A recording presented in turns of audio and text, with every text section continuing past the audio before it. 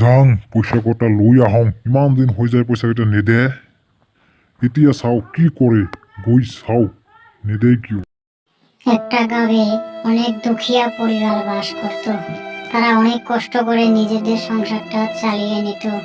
সে একবার এই মানুষটির কাছ থেকে টাকা ধার নিয়েছিল। এবার সেই মানুষটি তার ঘরে যাচ্ছে এই দুঃখিয়া পরিবারটির কাছ থেকে নিজের পাওনা টাকা আদায় করতে।